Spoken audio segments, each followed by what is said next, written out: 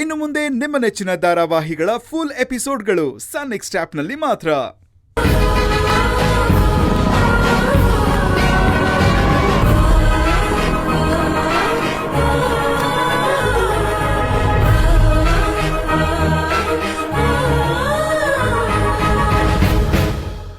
ಚಿರು, ನನ್ನನ್ನು ಬಿಟ್ಟು ಹೋಗ್ಬೇಕು ಅಂತ ನಿರ್ಧಾರ ಮಾಡ್ಬಿಟ್ಟಿದ್ಯಾ?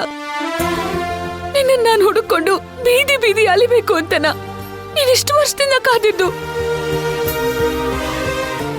ನಮ್ಮಪ್ಪ ಸತ್ತಾಗ್ಲೂ ನಾನೆಷ್ಟು ಕೂಗ್ ಹೋಗಿರ್ಲಿಲ್ಲ ಚಿರು. ನಿನ್ ಧ್ವನಿ ಕೇಳ್ದೆ, ನಿನ್ನ ನೋಡ್ದೆ, ಚಿತ್ರಹಿಂಸೆ ಅನ್ಭವಿಸ್ಬಿಟ್ಟೆ ಚಿರು. ನನಗ ಹಿಂಸೆ ತಡ್ಕೊಳ್ಳೋದಕ್ಕಾಗ್ತಿರ್ಲಿಲ್ಲ.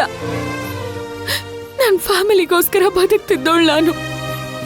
ಅವ್ರ ಖುಷಿನೇ ನನ್ ಖುಷಿ ಅನ್ಕೊಂಡಿದ್ದೆ. ಹಾಗಿದ್ದೋಳ್ಗೆ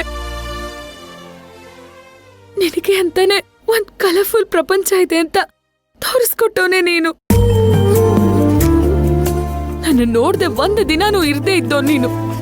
ಆದ್ರೆ ಈಗ ನನ್ನ ನೋಡ್ದೆ, ನನ್ ಜೊತೆ ಮಾತಾಡ್ದೆ, ನನಗೆ ಯಾಕೆ ಈ ರೀತಿ ಚಿತ್ರಹಿಂಸೆ ಕೊಟ್ಟೆ ಚಿರು?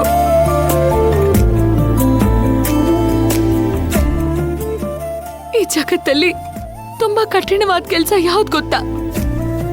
ನಾವ್ ಪ್ರೀತಿಸೋರ್ನ ನಮ್ ಜೊತೆನೆ ಇರೋ ಹಾಗೆ ನೋಡ್ಕೊಳ್ಳೋದು. ನನಗೆ ಯಾಕೋ ಇಂಥ ಪರಿಸ್ಥಿತಿ ತಂದ್ಬಿಟ್ಟೆ. ಯಾವ ಕಾರಣಕ್ಕೂ ನಿನ್ ಕಣ್ಣಲ್ಲಿ ನೀರ್ ಹಾಕ್ಸಲ್ಲ ಅಂತ ಹೇಳಿ ಈಗ ನನ್ನನ್ನೇ ಬಿಟ್ಟು ಹೊರಟ್ಬಿಟ್ಯಾ? ಹೀಗ್ ಬಿಟ್ಟು ಹೋಗ್ಬೇಕು ಅಂತನಾ ನಾನಷ್ಟು ಕಷ್ಟಪಟ್ಟು ಉಳಿಸ್ಕೊಂಡೆ ನೀನು?